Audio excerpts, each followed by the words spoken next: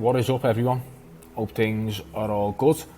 So I'm going to record this video and we're going to be going over the gym bag training essentials. What do we need in our training bag to get the most out of our training? Now, I always get asked this question by clients and a lot of people on Twitter anyway, so I'm going to use this video as a reference for when I get these questions, and I'm going to give this to clients when we first start. And as I say, I always get this question as well, so this is going to be a valuable resource for me to give out to a lot of people. So I'm going to rank these in order of what I think the most important will be first, and then as we get further down the list, maybe a little bit less important, but the first couple are more or less non-negotiable. So let's get into it. So first thing is, let me just make my face smaller. First thing is the logbook or notes. Now, we can use a paperback format or some sort of diary calendar type thing, or you can use your notes on your phone. Personally, what I do, I track my training in notes on my phone, and then I will transfer it into the logbook a few hours later. So why is this important? You've heard me talk about this before. We need to be tracking our training. We need to know exactly what we do in the gym. Now, why do we need to do that? Why not just go in and just do random stuff? Well, because how can we ensure that our training is working? How can we ensure that progressive overload is happening over time? Because that is the number one rule of an effective training program. If we're just coming in, just doing random shit, nothing is going to happen. There's a good chance that we're going to be leaving gains on the table. So we use a logbook, again, number one, to keep us accountable that we're making good progress over time. Two, we know what we have to beat on a week-to-week basis, and the logbook keeps us accountable to the numbers that we have to be striving for with good technique over time. And then the big one is that with the accountability factor, it can be a gut check for some people. If you're tracking your training over the course of the last 6 months to a year and you're not seeing progress or improvements are not happening in your numbers, something isn't right, and the logbook is a tool for us to correct that. You should be able to look back at a year ago's training, 2 years ago. You gather all of this data of how your body reacts to certain things, certain phases of training. This logbook and notes is an invaluable tool. You should not be going in the gym and just doing random stuff. You want to gather as much data as we can, and the longer that you gather this for, it's an invaluable tool to see what works for you and making sure that we're progressing in the right way. It's such a good tool. I wish I would have started doing this a lot sooner. I've been doing this for about 6 or 7 years. Again, I wish I would have done this when I first started. So for me, this is non-negotiable. You need to be tracking absolutely everything that you do in the gym. Next one is the small change plates. Now, you've probably heard me talk about this lots of times on Twitter too. So, let's say we have a bench press or a squat. Some gyms will only have 2.5 kilo plates or their 5 pound plates. Now, sometimes to progress that much every single week, it's too much of a jump up. So we want some small change plates in our gym bag just in case the gym doesn't have these small change plates. You can even get smaller ones than these. Now, this is kilograms. Now, for all you Americans out there, I know you use pounds. You can even get even smaller change plates, like 1 pound plates, 0.5 pound plates. You can probably get a selection of these small change plates on Amazon for maybe like 30-40 pounds or $30-40, whatever it is, but just get yourself some small change plates, put them in the gym bag, they're yours forever, and you've always got a small metric to increase the weight on the bar, some sort of overload, and you're not at the mercy of what plates that a gym has. Because as I say, sometimes just a 5 pound or 10 pound jump every week, it's not gonna happen. So you need these small change plates in order to take small progressions over time. And if anything, these small progressions are more reasonable and more quantifiable than making 10 pound jumps every week. If you can make 10 pound jumps every week, something isn't right. Your technique must be dog shit and you're using excessive momentum to move the weight. No one is making 10 pound jumps every week. The small micro loads like this, that's more feasible. So that's why you need to have them in your gym bag. It just makes total sense. So again, those first two, non-negotiable, the logbook and the change plates, okay? Now this is another big one, lifting straps. Now, I always get a lot of flack from people who don't know what they're talking about on Twitter when I post about lifting straps. People want to call you a pussy and say I had one guy tell me that if you use lifting straps on a machine, you're a pussy. Just complete dinosaur thinking. Why do we want to use lifting straps? If muscle gain is your main priority, okay, we're doing things like a lat pull down, a pull up, a Romanian deadlift. Why do we want to give our muscles a subpar stimulus if our grip is the thing that's going to give out first? It makes no sense. You are shortchanging your muscles for what you're trying to do. If we want to build grip strength, if that is your goal, go and train grip strength directly. There is much better exercises than doing some pull-ups and rows for grip strength than just doing those movements themselves and holding onto the barbell. Go and do some direct grip work if that's what you're worried about. But if we're actually looking to get bigger and jacked actual muscles of the back, hamstrings, glutes, whatever, posterior chain, if we're actually looking to get better results there in terms of developing our musculature, lifting straps are the way to go. Go and have a look at any of the best lifters on the planet, all of the best bodybuilders.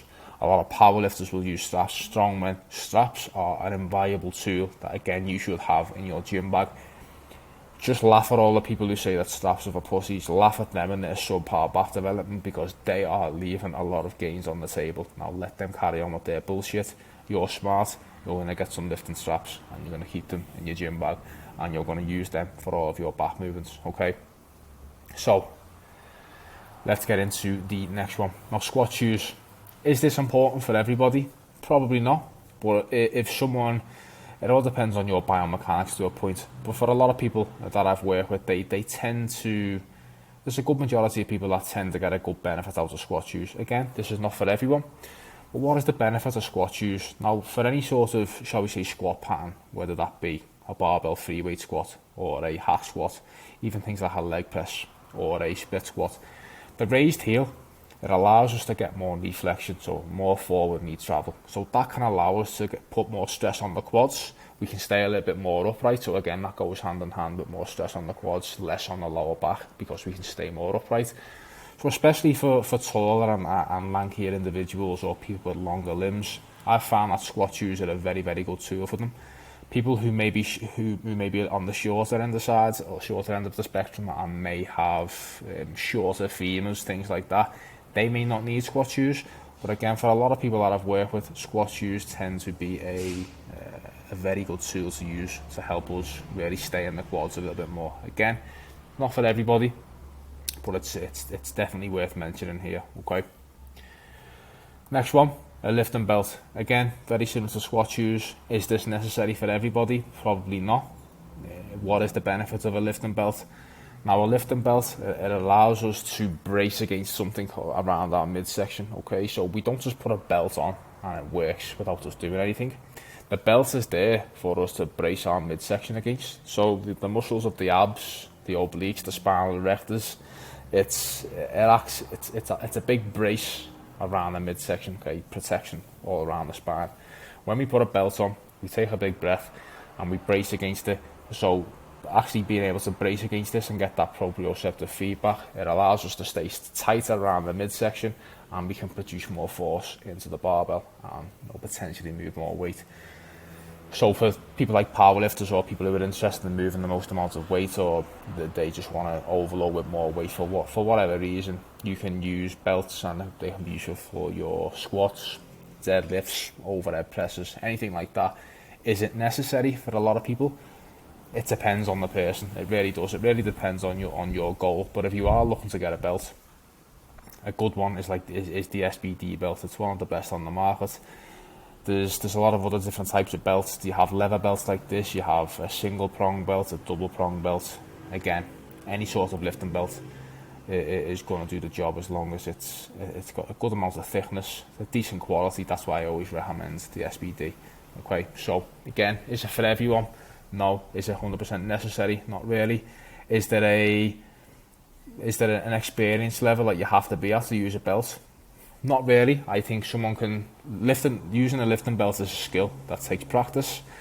So if you want to get better at using a lifting belt, you want to start using a lifting belt as soon as possible, because again, it's a skill and it takes practice to know how to use it and get the most out of it. So that's the lowdown on lifting belts. Now the next one, again, not really as important, knee sleeves and wrist wraps. Now the knee sleeves, they're going to be useful for our leg training. Now, what I find is that it keeps the knees warm, and it just keeps the knees nice and snug, and it just feels better when you're doing any sort of leg movements like squats, leg presses, hack squats. To have your knees a little bit compressed, it just feels better. I squatted exclusively for the first 5 years of my training without knee sleeves, and I was fine. And then when I got into powerlifting and I started using, I've used knee sleeves now for probably near 6-7 years, and everything just feels better. Are you able to lift more weight with knee sleeves? I highly doubt it. It may be a mental thing. Knee wraps are completely different. They will help you lift more weight, but knee sleeves, probably not. You probably at best maybe 5 or 10 more pounds. But again, a lot of people use this just for the comfort and the proprioceptive feedback of having some warmth around your knees when you're squatting and doing things like hack squats, leg presses. It just helps. So that's knee sleeves. Wrist wraps, again, is it really important for people like powerlifters doing a lot of bench press with a lot of heavy weights? They like to have their joints stacked as much as they can. A little bit of extra wrist support can help. Is it necessary? Probably not. But for any serious lifter who's been in this game for a long time and is moving about a good amount of weight, is probably going to have some wrist wraps in their bag just in case they need it. Okay. Next one is chalk. Now, again, especially if you're doing a lot of deadlifts, and even sometimes when you're going heavy on your back work, sometimes just the straps alone, they can get a little bit slippy. So for double protection, I put chalk on and straps, and the barbell is not going anywhere there. Again, there's nothing more annoying than if you go to a gym and they don't have chalk, and you're trying to strap up for a deadlift and everything is slipping, or you're trying to do some rows and it's slipping out of your hands. There's nothing more annoying than that. So I'd always have some chalk on deck in your bag, just so you're never going to run into that problem, because it's very annoying. Okay. What else have we got? Final one, or the final point, save one of the best for last, is don't forget to bring your balls, because if you haven't got the heart or the balls to train hard in the first place, all of this stuff that I've just mentioned, it doesn't matter. You can go and have the best squat shoes, you can have the best knee sleeves, you can come to the gym in your best training outfits, whatever you want. It all does not matter if you don't have the balls to train hard, and the focus, the effort, the intensity. It all needs to be there. That's probably the most important thing. Okay, so don't forget that.